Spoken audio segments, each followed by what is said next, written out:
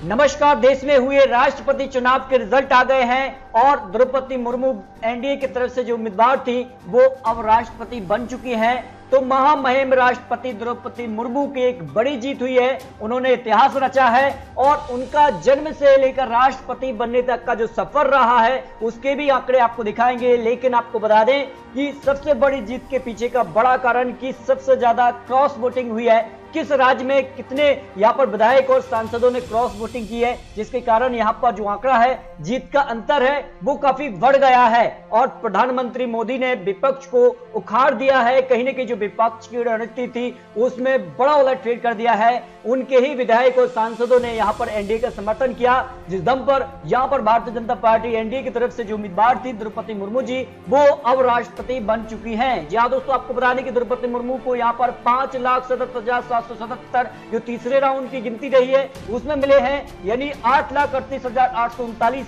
अब तक का जो आंकड़ा रहा है, यानी जो बहुमत का आंकड़ा था उससे पार चली गई है। एनडीए उम्मीदवार द्रौपदी मुर्मू जी अब महामहिम राष्ट्रपति बन चुकी हैं। जीतने के लिए जो आंकड़ा था उससे आगे निकल गई हैं। तो यशवंत सिन्हा यहाँ पर चुनाव हार गए हैं। तो यहाँ पर प्रधानमंत्री मोदी समेत अब उनके कैबिनेट जो रहा है उन्होंने बधाई देना शुरू कर दिया है। प्रधानमंत्री मोदी जी इनके आवास पर पहुंचकर यहाँ पर राष्ट्रपति बनने पर उनको बधाई दी है। इसके अलावा राष्ट्रपति चुनाव में क्रॉस वोटिंग जमकर हुई है। अब किस राज्य में कितनी क्रॉस वोटिंग हुई है जिसके दम पर यहाँ पर एनडीए उम्मीदवार ने एक बड़ी जीत हासिल की है, तो अभिनंदन है। और यहाँ पर हमारी तरफ से भी यहाँ पर नए राष्ट्रपति बनने पर उनको बहुत बहुत बधाई है। लेकिन बात की जाए तो यहाँ पर 113 विधायकों की अब तक खबर है कि क्रॉस वोटिंग हुई है। जो विपक्ष के विधायक रहे हैं उन्होंने क्रॉस वोटिंग की है, और जिसके दम पर अगर बात की जाए तो 17 सांसदों ने भी यहाँ पर क्रॉस वोटिंग की है। अगर बात की जाए तो किस यहाँ पर राज्य से यहाँ पर क्रॉस वोटिंग ज्यादा हुई है, देखिए गुजरात में आने वाले वक्त में यहाँ पर विधानसभा चुनाव होने इसकी तैयारी पूरी हो रही है और इसमें 10 विधायकों ने यहाँ पर क्रॉस वोटिंग करके एक साफ संकेत दिया है कि गुजरात में कहीं ना कहीं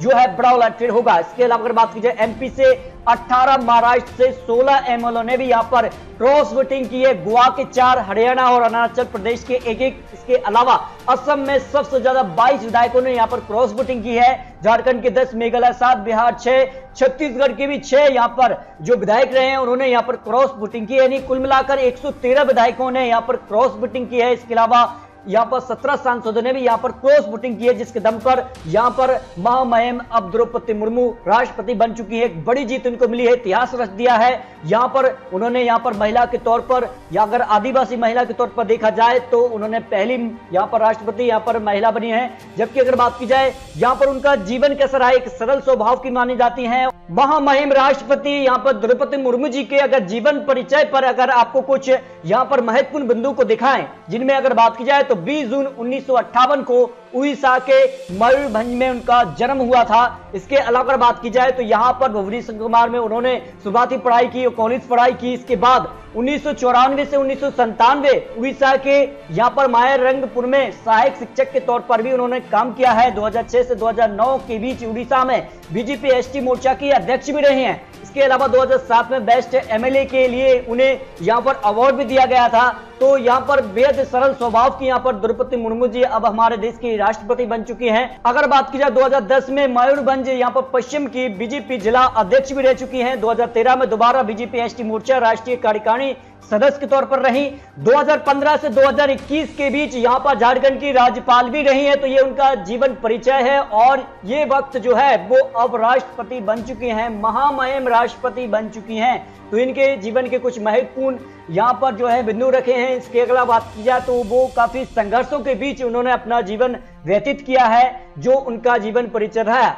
तो ये कहा जाए कि राष्ट्रपति चुनाव में यहाँ पर जमकर क्रॉस वोटिंग भी हुई है। तो ये कहीं ना कहीं 2024 की एक झलक है। आपको क्या लगता है 2024 में क्या एनडीए की तरफ से प्रधानमंत्री मोदी जी यहाँ पर हैट्रिक की तरफ बढ़ेंगे या फिर विपक्ष जिस तरह से यहाँ पर ध्वस्त नजर आया है वो यहाँ पर एक बार फिर से देखने को मिलेगा? तो इस पर अपनी राय कमेंट बॉक्स में जरूर रखिए। प्रधानमंत्री मोदी जी का एक जो बड़ा फैसला था इनको यहाँ पर अपना उम्मीदवार बनाए रखने के लिए, और उन्होंने एक बड़ी जीत भी हासिल की है। तो अपनी राय रख सकते हैं। मिलते हैं सटीक और महत्वपूर्ण जानकारी के साथ, तब तक के लिए जय हिंद, जय भारत।